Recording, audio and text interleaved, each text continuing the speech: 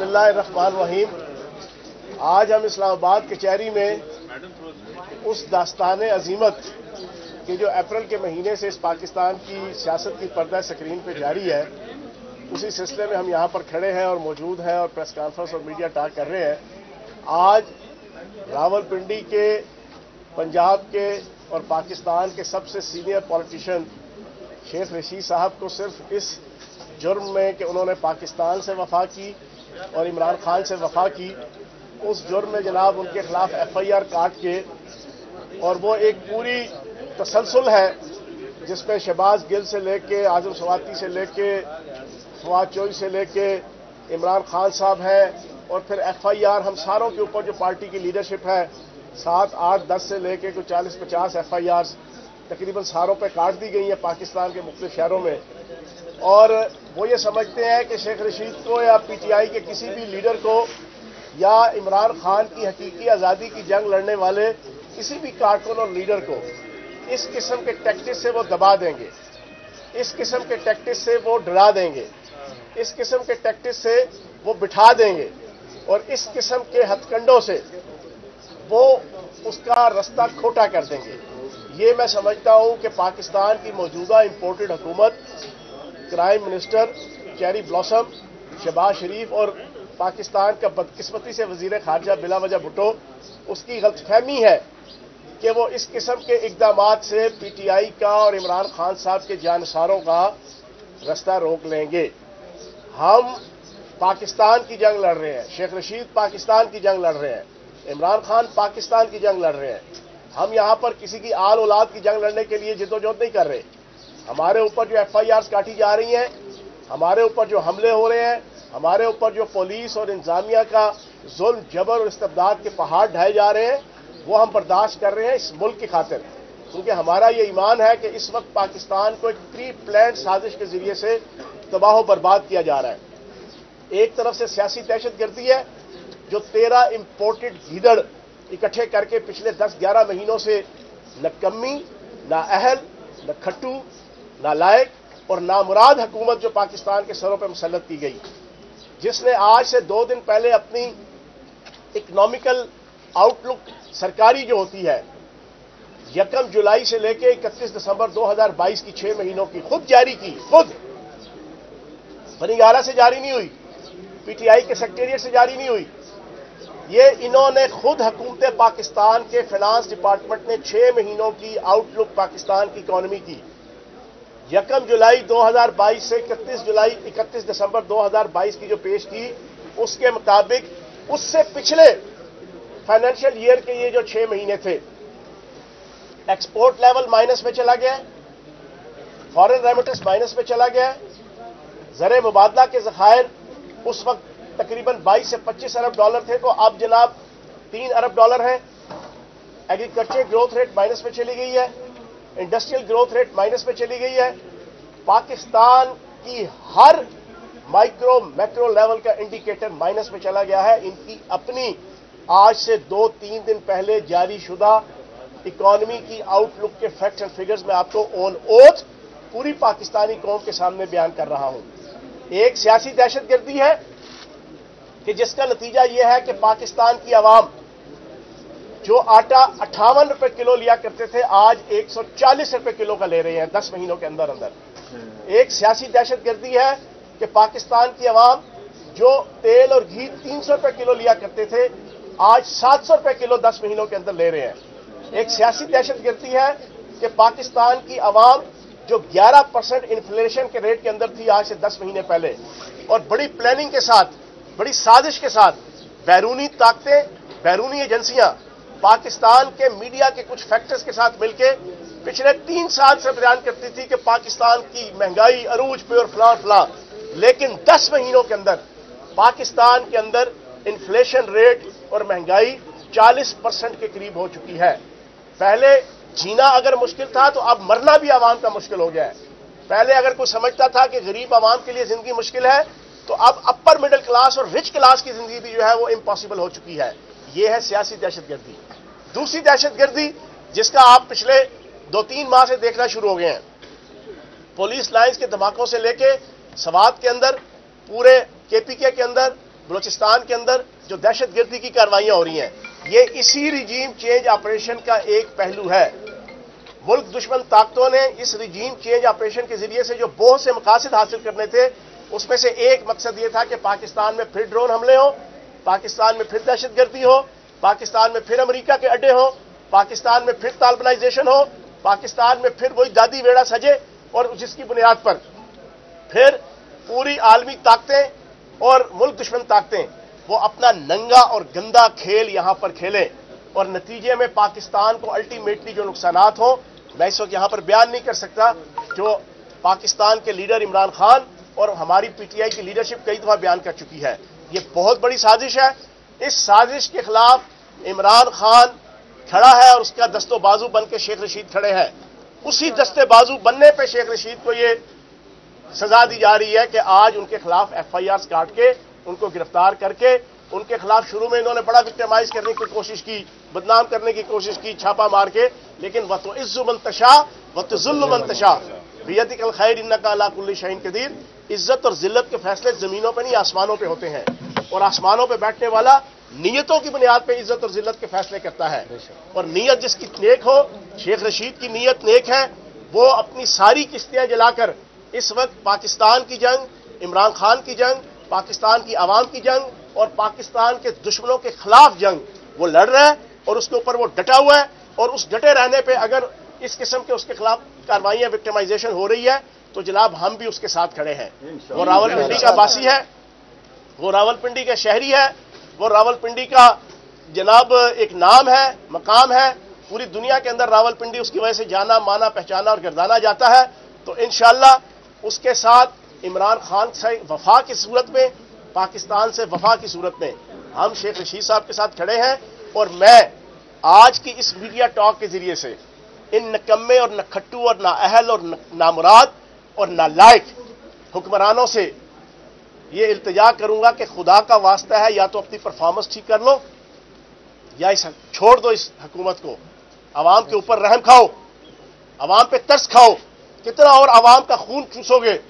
عوام کی پوٹا کلیجی تک تم کھا گئے ہو، تم اور کیا کرو گے؟ تمہارے بس کی بات نہیں ہے۔ یہ بلا وجہ بھٹو کے جو ہر وقت باہر دوروں میں ہوتا ہے، اور ان دوروں کا نتیجہ کیا ہے؟ 0 جمع 0 مائنس 0 ضرب 0 multiply by 0 divided by 0 equal to 0۔ یہ بلا وجہ بھٹو جو وزیر خارجہ بن کے سارا دن باہر گھومتا رہتا ہے ہمارے پیسوں پہ، ٹیکسوں کے پیسوں پہ، صرف اپنی موج مستی کے لیے، اپنی جناب سیر و تفریح کے لیے، حاصل وصول پاکستان کا کیا ہے؟ 1 ارب ڈالر کے لیے بھیک مانگ رہے ہو۔ 1 ارب ڈالر، ان کے کم از کم 50 ارب ڈالر کے جناب ان کے بینک بیلنسز باہر پہ ہیں، اس بلا وجہ بھٹو کے، اس آصف زرداری کے، اس شہباز شریف سلطان مجبور شہباز شریف کے، سلطان مفرور نواز شریف کے، بیگم صفدر کے، ان کے 50 ارب ڈالر جناب باہر کے بینکوں میں موجود ہیں، لیکن یہ 1 ارب ڈالر کے لیے پاکستان کو بھکاری بنا کے پوری دنیا کے سامنے پیش کر رہے ہیں، اور پھر اس 1 ارب ڈالر کے لیے IMF کے سامنے جنی تیری مرضی نچاس ہونے والا جناب ایک ایٹیچیوڈ اختیار کیا ہوا ہے کہ جو مرضی کروا لو ہم سے، ملک کا تباہ حال کروا لو۔ 30 روپے مہنگا کیا پیٹرول، اب پھر 30 روپے مہنگا کریں گے، بجلی ہر روز مہنگی، گیس ہر روز مہنگی، عوام سے جینے کا حق، مرنے کا حق سب کچھ چھین لیا، صرف 1 ارب ڈالر کے لیے۔ اگر یہ اتنے مخلص ہیں تو جناب والا 1 ارب ڈالر اپنے اس لوٹے ہوئے PCO ڈالر میں سے آپ دے دو پاکستان کو۔ پاکستان کی عوام نے آپ کو اقتدار دی ہے، اور میں آخر میں پاکستان کے ان مقتدر حلقوں کو بھی، ان سے بھی میں گزارش کروں گا کہ خدا را اس پاکستان کو بچا لیں۔ یہ میری ریکویسٹ ہے۔ ہمیں پاکستان سے محبت ہے، ہمیں پاکستان کے اداروں سے محبت ہے، ہمیں پاکستان کے جغرافیائی حدود سے محبت ہے، ہم پاکستان کی خاطر جینا بھی جانتے ہیں، مرنا بھی جانتے ہیں۔ ہم آپ سے گزارش کریں گے خدا کا واسطہ اس پاکستان کو بچائے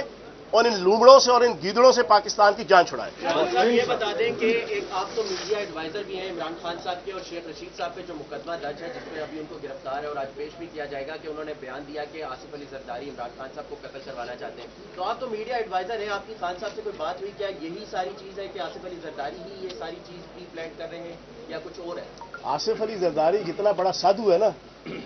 جتنا بڑا اللہ کا ولی ہے، सारी दुनिया जानती है, सारे सियाणदे ने, समझियो ना। गुलाम हुसैन अन्नड़, उसके पांव पे बम बांध के जनाब 2.5 करोड़ का जनाब तावान लेने की तारीख भी पाकिस्तान की कौम जानती है। सिंध के अंदर हर शुगर मिल को जबरदस्ती कनपट्टी पे पिस्टल रख के जनाब कब्जा करने की रवायत भी पूरी पाकिस्तानी कौम जानती है। बदमाशी, गुंडागर्दी, कत्लो गारतगरी का जो माहौल पिछले 20 साल से कराची के अंदर और सिंध के अंदर बरपा है, सारी दुनिया जानती है। ये किसकी छतरी के तले होता रहा है, और ये लंबी फहरिस्त है, और ये बातें हमारी नहीं। आज आप इस मीडिया टॉक के जरिए से बता दूं, मैंने आज से 3 दिन पहले ज़मान पार्क के सामने भी ये बात मीडिया टॉक में कही थी, मेरी नहीं, ये डॉक्टर शाहिद मसूद साहब का आज से 4 साल पहले का प्रोग्राम है, बड़े लीडिंग टीवी चैनल में। उन्होंने कहा आसिफ जरदारी के 4 टॉप क्लास के जो मुलाजिम हैं, जो उसकी गुंडागर्दी, बदमाशी, एक्स्ट्रा कैरिकुलर एक्टिविटीज,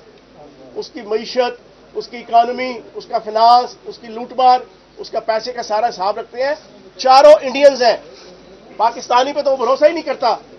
4 इंडियंस हैं, जिसके टॉप क्लास के जो 4 मुलाजिम के, जिन मुलाजमों के मुतालिक इसकी बिलावल हाउस और जरदारी हाउस की और पीपल्स पार्टी की आला लीडरशिप को भी नहीं पता कि वो कौन है, क्या है, किस तरह है, और उनके जो एक्टिविटीज हैं, उनके जो फंक्शंस हैं, उनके मुतालिक इनके बिलावल हाउस और जरदारी हाउस के जो है वो नंबर 1 नंबर 2 को भी नहीं पता। ये उनको इसने इंडियंस को रखा हुआ है, तो आप खुद ही अंदाजा लगा लें कि उस बंदे के कंटेक्ट क्या है और क्या नहीं है। तो जरदारी कोई साधु या अल्लाह का वली या गौस कुतुब कलंदर नहीं है कि जिसके मुतालिक ऐसी बात करने से कोई तौहीन जरदारी का मुकदमा काट दो। यही जरदारी है कि जिसने पाकिस्तान के जनरलों को कहा था कि मैं ईंट से ईंट बजा के रख दूंगा आपकी।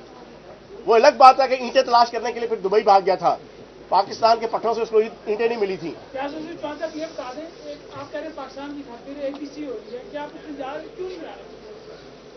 कहते हैं ना कि उसने मेरे कत्ल के बाद जफा से तोबा, हाय उस जोदे पशेमा का पशेमा होना। पिछले 7-8 माह से परवेज खटक साहब, मुराद सईद साहब, इमरान खान साहब, हम सारे, हमारी प्रेस कॉन्फ्रेंस मौजूद है, हमारी मीडिया टॉक्स मौजूद है, हमारे टॉक शोज मौजूद है, हमारे अखबारी बयानात मौजूद हैं, हमारे इंटरव्यूज मौजूद हैं, और हमारी जो केपीके की क़यादत है उनके जलसे और जुलूस मौजूद है, वहां पे तकरीरें मौजूद हैं कि हम ये अलार्म कर रहे थे कि प्री प्लान्ड तालिबानों को जो है वो केपीके में बलूचिस्तान में प्रमोट किया जा रहा है। उस वक्त मुराद सईद के ऊपर गद्दारी के पर्चे काटने की धमकियां मिलती थी। उस वक्त जनाब मुराद सईद को, परवेज खटक को, असद कैसर को और इन सारी लीडरशिप को, इस इंपोर्टेड हुकूमत, इस मूछों वाले बांदर राना सनाउल्ला और इस जनाब वो ख्वाजा अंगबाज